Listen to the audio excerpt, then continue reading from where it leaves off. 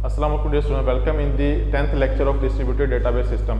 आज के लेक्चर में हम डेटा लोकलाइजेशन की बात करेंगे। लास्ट लेक्चर में हमने क्यूरी ऑप्टिमाइजेशन को डिस्कस किया था और उसकी जो हमारे पास फर्स्ट टेक्निक थी कि जिसके अंदर जो है ना हम कोड के डिकम्पोजिशन परफॉर्म करते थे, क्यूरी डिकम्पोजिशन परफॉर्म करते थे, उसको डिस्कस किया था। आज हम बाकी की 3 टेक्निक्स को डिस्कस करते हैं। डेटा लोकलाइजेशन क्या होती है? डेटा लोकलाइजेशन में बेसिकली जो हमारे पास इनपुट आती है वो अलजेब्रिक क्यूरी जो डिस्ट्रीब्यूटेड रिलेशन के थ्रू हम गए कि कैलकुलस से जो हम अलजेब्रिक क्यूरी गेट करते होते हैं वो आती होती है, जैसे कि मैंने लास्ट टाइम आपको डायग्राम में बताया भी था। इसका पर्पस क्या होता है? Apply data distribution information to the algebra operation and determine which fragments are involve. तो हमने क्या करना होता है, इसके थ्रू फ्रेगमेंट्स को हम जो है ना वो आइडेंटिफाई करने की कोशिश करते हैं कि डेटा को फर्दर प्रोसेस करने में हमें कौन कौन से फ्रेगमेंट्स चाहिए। बेसिकली हम यहाँ पे फ्रेगमेंटेशन ही परफॉर्म कर रहे होते हैं, डेटा के ऊपर फ्रेगमेंट कर रहे होते हैं, डेटा को डिफरेंट पार्ट्स में डिवाइड कर रहे होते हैं अपनी क्यूरी को, डेटा को, ठीक है ना। और हम उसमें क्या कहते हैं, subtitle global query with queries on, ठीक है ना। जो हमारे पास क्यूरीज होती है उनके अंदर उनको फर्दर हम सब टाइटल करना शुरू कर देते हैं और फिर फ्रेगमेंट जो क्यूरीज ऑन जो फ्रेगमेंट्स हमारे पास क्रिएट होते हैं उनको क्या कहते हैं, ऑप्टिमाइज बनाते होते हैं। जो ग्लोबल क्यूरीज हैं उनको फर्दर ऑप्टिमाइज करते हैं हम किसके थ्रू, सब टाइटल देकर ग्लोबल क्यूरी को डिफरेंट फ्रेगमेंट्स के फॉर्म में। किस तरह से करते होते हैं? अब इसमें 2 किस्म की फ्रेगमेंटेशन परफॉर्म होती है, एक होती है हॉरिजॉन्टल फ्रेगमेंटेशन, दूसरी होती है वर्टिकल फ्रेगमेंटेशन। हॉरिजॉन्टल कैसे होती है? अब यहाँ पर ये देखें, ये हमारे पास एक क्यूरी है जिसमें हम क्या कर रहे हैं, एम्प्लॉय और जो हमारे पास असाइन है वो 2 टेबल है, हम उनमें से डेटा को फैच करवा रहे हैं। कौन से डेटा को? एम्प्लॉय नंबर को और असाइन, एम्प्लॉय नंबर और असाइन नंबर जहाँ पर इक्वल हो रहे हैं उसको हम उस सारे डेटा को फैच करवा रहे हैं। तो हॉरिजॉन्टल फ्रेगमेंटेशन हम अगर इसकी बात करें तो हम क्या कर रहे हैं, सिलेक्शन परफॉर्म कर रहे हैं एम्प्लॉय नंबर की जहाँ पर less than equal to E3। Suppose हमारे पास जो रिकॉर्ड शुरू हो रहा है वो E3 से हो रहे हैं एम्प्लॉय के टेबल के अंदर। इसको M1 का हमने नाम दे दिया। M2 के अंदर इनके हर एम्प्लॉय के लिए हमने क्या कर दिया, सेपरेट डेटा,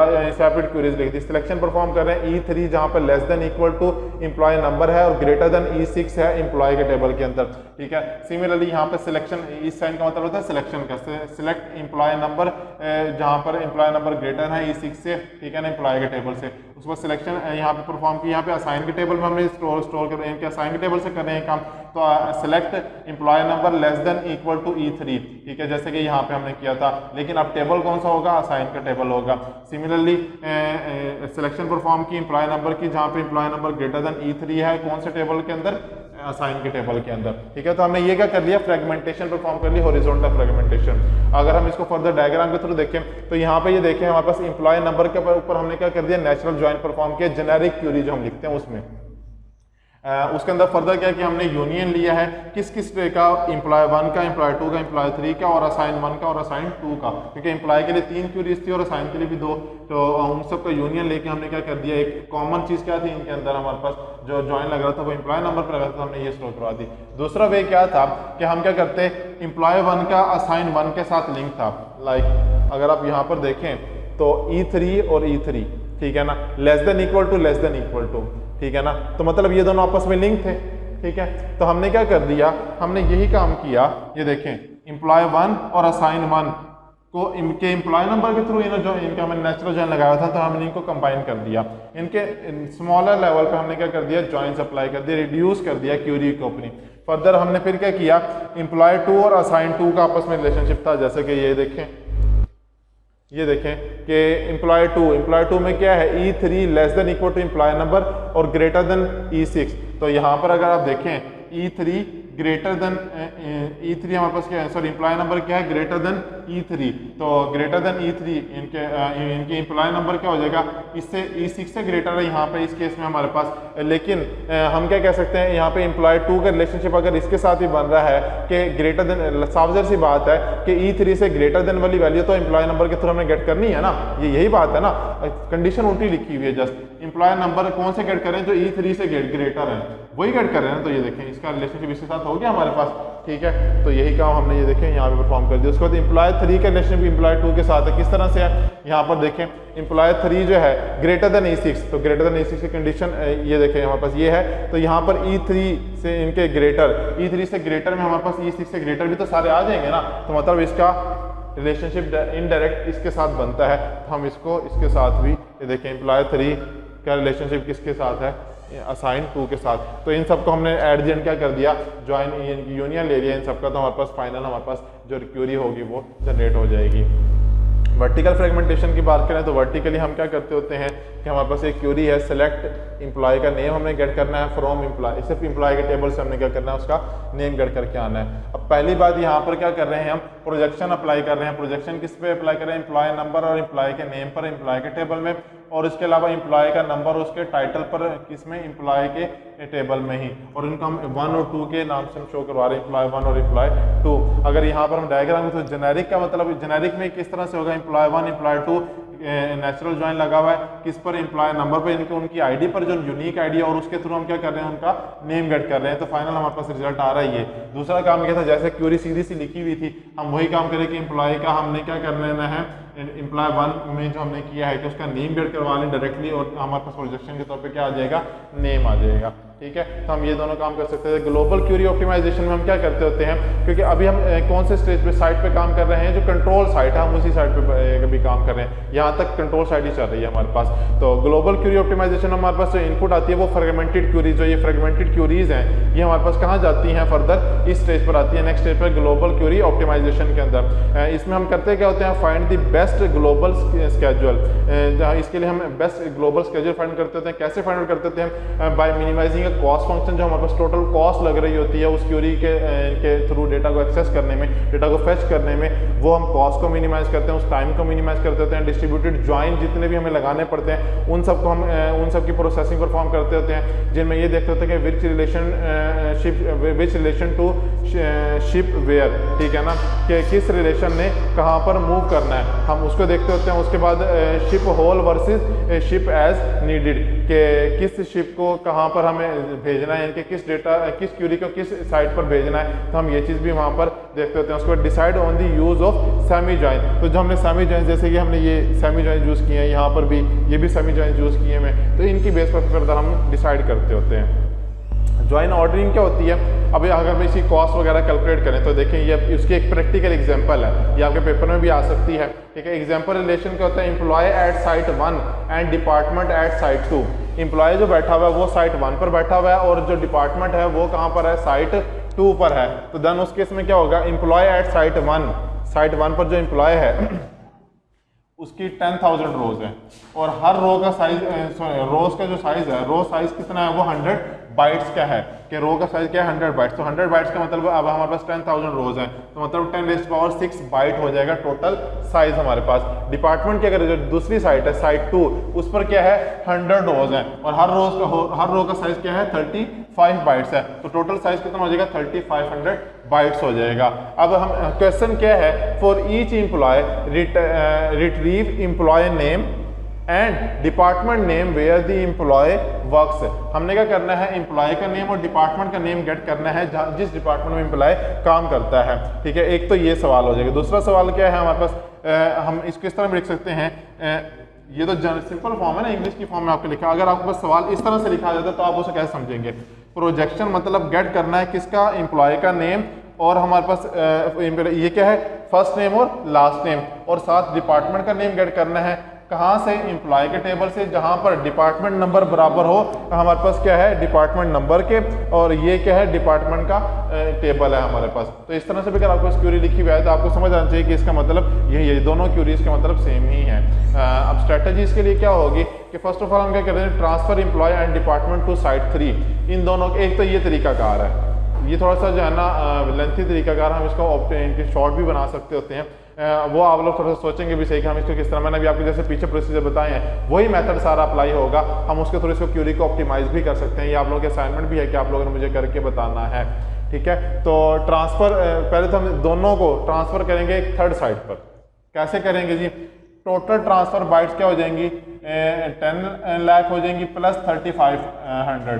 ठीक है, तो हमारे पास बन जाएगा ये हमारे पास 10 लाख एंड 33,500 बाइट्स बन जाएंगे टोटल। उसके बाद कह रहे हैं एम्प्लॉय साइट, जो हमारे हमने क्या किया है, दोनों को साइट कर ट्रांसफर कर दिया साइट 3 पर।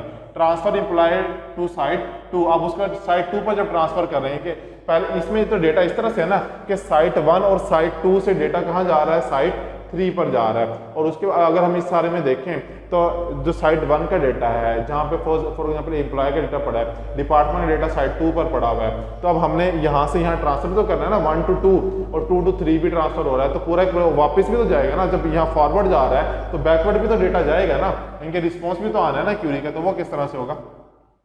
तो execute join at site 2 and send the result to site 3। First of all जब हमने साइट 1 से डेटा लिया उसको हमने क्या किया, ज्वाइन लगा के साइट 2 के डेटा के साथ कंबाइन किया और सेंड कर दिया कहाँ पर, साइट 3 पर। और क्यूरी का जो रिजल्ट साइज हमारे पास आएगा वो 40 multiply by 10,000 is equal to 4 lakh bytes हो जाएगा। तो टोटल अगर ट्रांसफर साइज हम कैलकुलेट करना चाहिए तो 4 lakh plus 10 lakh is equal to 14 lakh bytes हो जाएगा हमारे पास टोटल जो साइज हो जाएगा।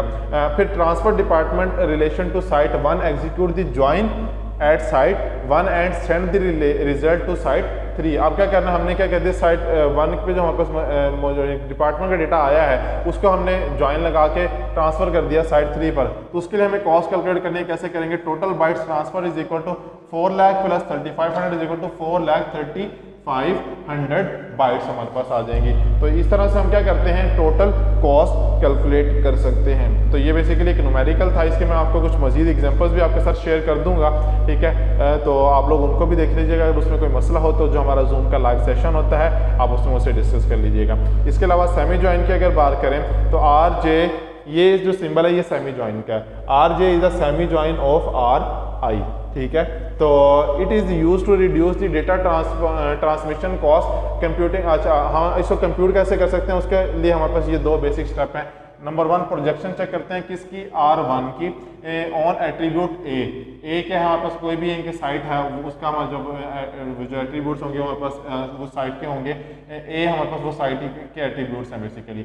RI इनके साइट 1 के अगर हम कहें यहाँ पे तो RI ए के साइट को जो हम क्या कर रहे हैं अरे के फॉर्म में ले रहे हैं। And ship this projection a semi joint projection from the site or RI to the site of RJ, जो भी हमने पीछे परफॉर्म किया, यही काम किया है ना हमने कि साइट 1 पहले साइट 2 का डेटा हमने जो कंबाइन किया साइट 1 पर के साथ और उसको भेज दिया साइट 3 पर, तो यही काम परफॉर्म किया। दूसरा काम कौन सा किया था कि साइट 1 पर जो डेटा आया उसको कंबाइन किया साइट 2 से जो डेटा आया उसके साथ और कंबाइन करके काम भेज दिया साइट 3 पर। तो यही काम अब यहाँ पे reduce RJ to RJ dash, ठीक है ना, by eliminating tuples where attribute A are not matching any value in the RI। तो वहाँ पे जो वैल्यूज मैच नहीं करी थी हमने उनको निकाल दिया और निकाल कर फर्दर हमने क्या कर दिया, मजीद उसको ऑप्टिमाइज करके आगे ट्रांसफर किया। तो हमने यही काम अभी किया। लाइक अगर हम इसको डायग्राम के थ्रू देखें, ए में हमारे पास क्या है 1 2 और 3 और यहाँ पर एक है ये साइट 1 है ये साइट 2 है।